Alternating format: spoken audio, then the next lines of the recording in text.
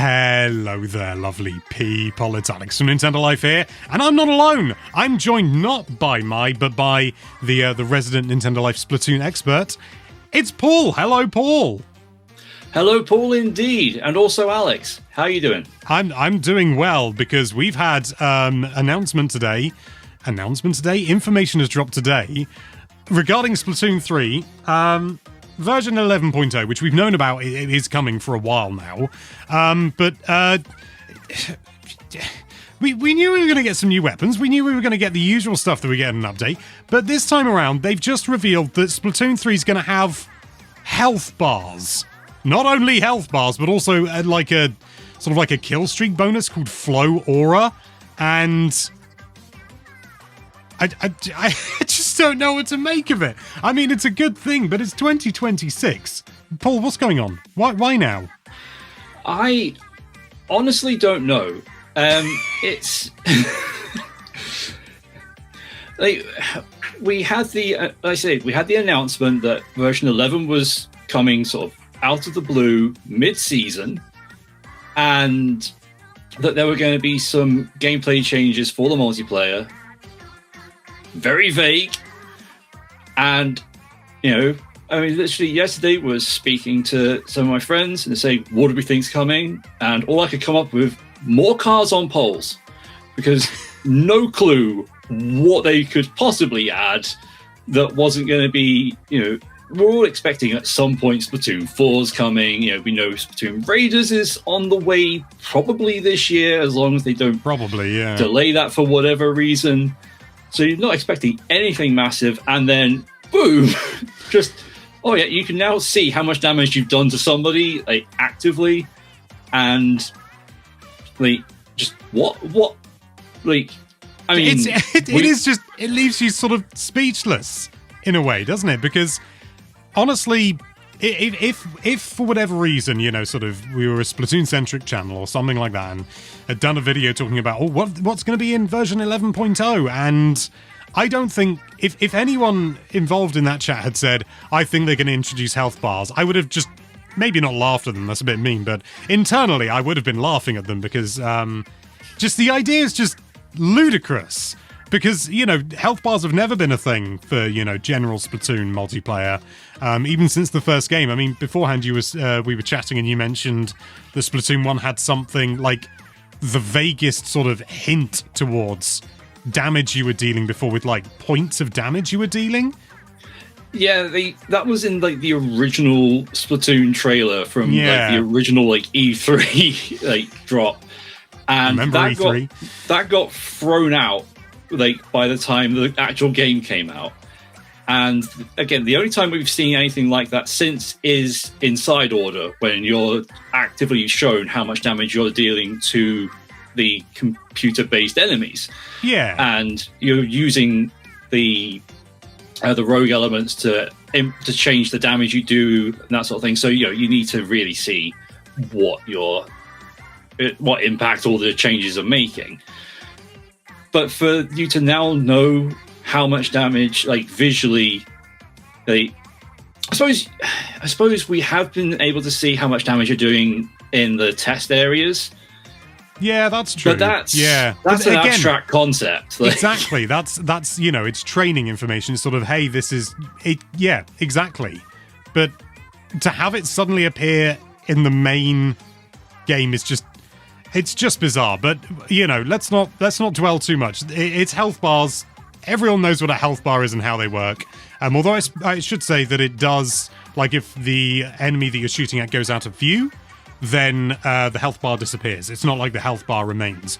With the exception of if they're being, there's a point sensor or thermal ink shows their health bar still. That, to me, makes thermal ink far more appealing. To me, at least. Yeah, they've been trying to make thermal ink happen ever since they released the game. And this is maybe the thing that's going to make it really valuable. Maybe, yeah. More valuable than actual, like, swim speed up or main saver. Probably not, but maybe. Depends on how the synergy works with everything else that's new. Yeah, I mean, it may well be something along the lines of you could even have someone sort of with an E-liter or something like that is keeping an eye on, as much of the battlefield as they can, thermalink, and they can say, someone's, got a third of a health left over there, sort of, or maybe just say to someone, chase after them, they've barely got any health. Something to that effect. But, we'll see. I'm sure it's going to be a fun little shake-up. Much like Flow Aura, which is a kill streak bonus, essentially. They haven't gone into specifics about how exactly it's activated, as far as I can tell. But basically it says if you manage to splat multiple opponents in quick succession, so I'm guessing that would be 2, maybe, I imagine it's probably more like 3, but it doesn't specify. You enter a new state called Flow Aura, and when that state is activated, a burst of ink will paint the ground around the player. It lasts for 30 seconds, and you get a boost to run speed, swim speed, ink resistance, and intensify action. I think you also leave a trail of ink behind you as well.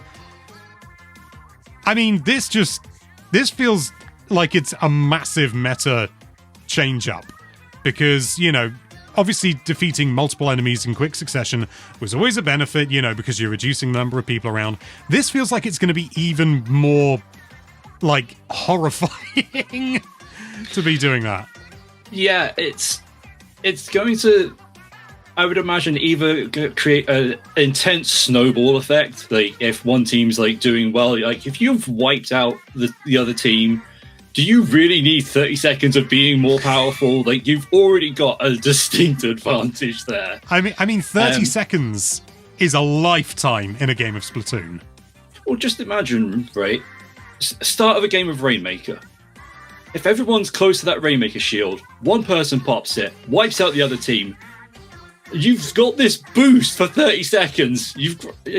As you can push the Rainmaker, you've already that you're going to be in a situation where that happens, you do that, you get Flow Aura, and you go, okay, I'm going to grab the Rainmaker, and some other git's going to come along, take the Rainmaker, and go, no, it's my turn, as that always seems to happen when you're playing with randomers online. But when you're playing in a team, to be fair, that might actually be more useful, because if you've got Flow Aura, your job is then to go press forward and keep killing people and keep that Flow Aura.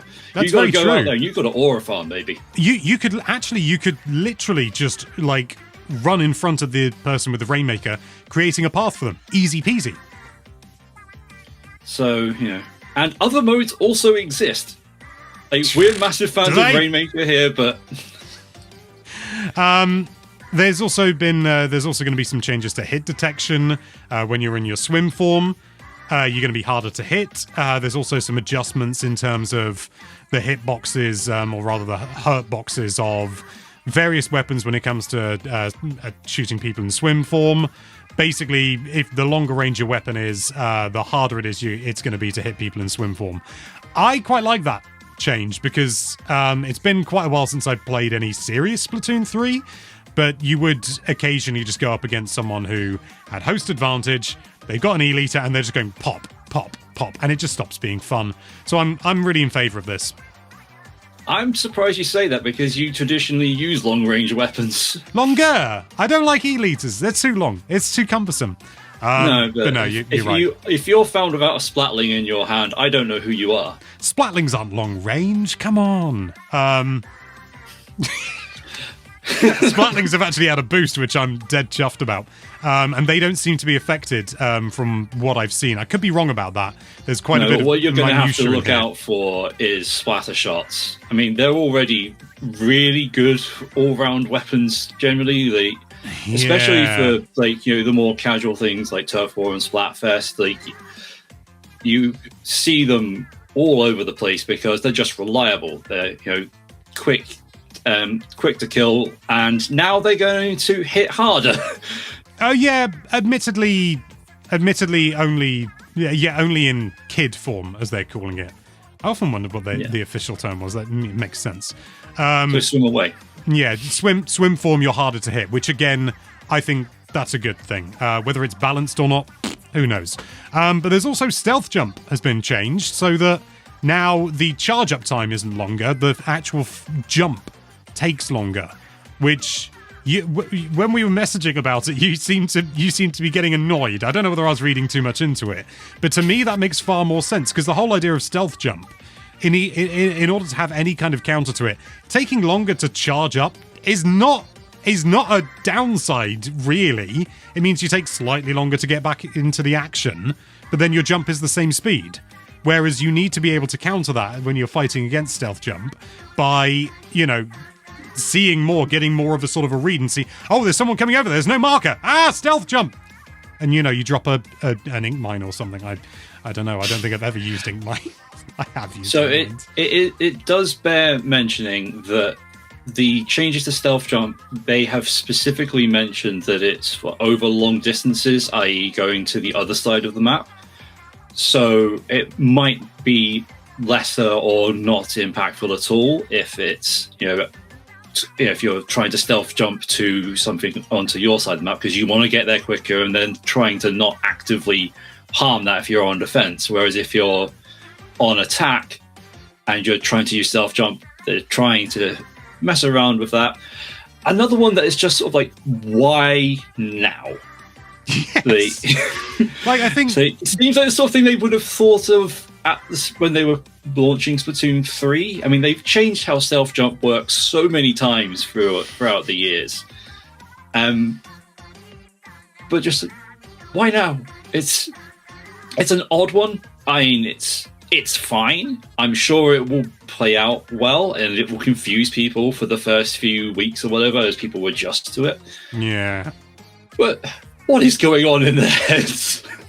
Well, I mean, it's a bit like that with a couple of things. Like, just to completely different game, of course, but Animal Crossing New Horizons has recently had an update, which has taken, sort of user feedback into consideration, as best we can tell, in regards to things like, sort of like crafting. You can craft more items and stuff like that. Only took them 6 years nearly after launch. And again, January 2026, Splatoon 3, we're getting almost, maybe it's user feedback, I don't know, but it's just, I mean, I can't help but feel that health bars must have been user feedback, because it was okay, but I think a health bar makes a big difference. Yeah, I mean, that will help people know who to focus on. I mean, it was possible to know how much damage individuals are taken if somehow in that moment you're able to focus and look and see how much ink people are in. Their body, that was the only visual cue you had. Yeah. And I think in the update notes, they actually explicitly said, yeah, we sort of appreciate that maybe in the heat of battle you couldn't really see that. Couldn't quickly pass who was, covered in your colour ink more than the person next to them. It's just so interesting because, like you mentioned Animal Crossing, it's the same development team. Yeah. So it's like Nagami has literally just gone, ooh, what's in my spam emails from the past 6 years?